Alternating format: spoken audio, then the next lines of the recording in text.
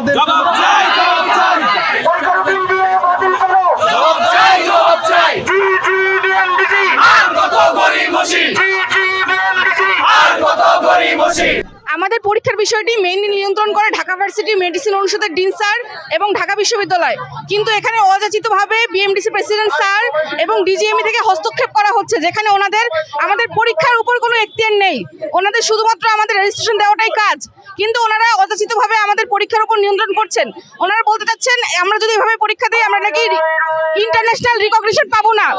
আমার প্রশ্ন হচ্ছে, তাহলে এর আগে যারা অনিয়ম করে পরীক্ষা দিয়েছে তারা কিভাবে রিকগনিশন পাচ্ছে, তারা কিভাবে সার্টিফিকেট পাচ্ছে, তারা কিভাবে রেজিস্ট্রেশন পাচ্ছে? এবং বিএমডিসির লিগ্যাল যে body main doctor Saiful sir, উনি স্বেচ্ছাচারিতভাবে আমাদের উপর ওনার একার নেওয়া ডিসিশন চাপিয়ে দিচ্ছে, যেটা সম্পূর্ণ অযৌক্তিক।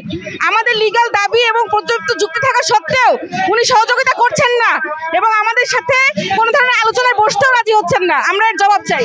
বিএমডিসি হচ্ছে গভর্নিং বডি, যেটা হচ্ছে বাংলাদেশ মেডিকেল অ্যান্ড ডেন্টাল কাউন্সিলে আমাদের হচ্ছে রেজিস্ট্রেশন নাম্বারগুলো দেয় ওনারা, মেনলি ডাক্তার হওয়ার পরে, ইন্টার্নি ফাইনাল প্রপ পাস করার পরে। কিন্তু ওনারা আমাদেরকে এখানেও আইনি ঝামেলা দেখিয়েছেন যে ওনারা আমাদেরকে রেজিস্ট্রেশন দিবেন না। আমরা পরীক্ষা দিতে চাচ্ছি, আমরা লিগ্যাল ওয়েতে পরীক্ষা দিতে চাচ্ছি, ওনারা আমাদেরকে রেজিস্ট্রেশন দিবেন না বলে হুমকি দিয়েছেন। তাহলে ডিএমএফ মেটস যারা আছে, যারা টাকার বিনিময়ে রেজিস্ট্রেশন নাম্বার নিয়ে নেয়, এদেরকে কেন দেয়? ওনারা আমাদের সাথে এত নিয়ম দেখায়, আমাদেরকে নিয়ম শোনায়, কিন্তু এরা নিজেরা অনিয়ম করে কেন? BMDC president doctor Saiful sir, উনি যেই যুক্তি দিচ্ছে এটা একেবারেই এখানে কোনো লজিক নাই। উনি বলতে চাচ্ছে যে মে নভেম্বর স্লটে পরীক্ষা হয়, অর্থাৎ প্রত্যেক বছরের রেগুলার একটা পরীক্ষা মেতে আর সাপ্লিমেন্টারি পরীক্ষা হবে নভেম্বরে।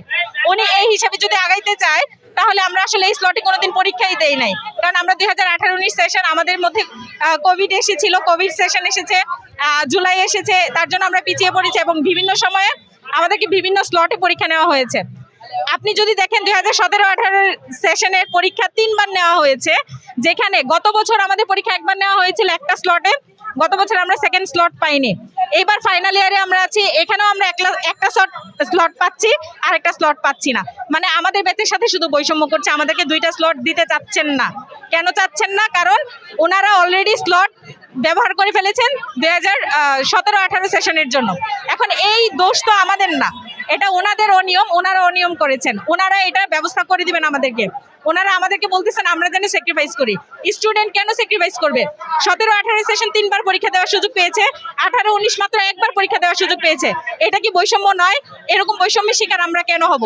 এটার জবাবদিহিতা আমরা বিএমডিসির কাছে চাই। প্রেসিডেন্ট গেল কই?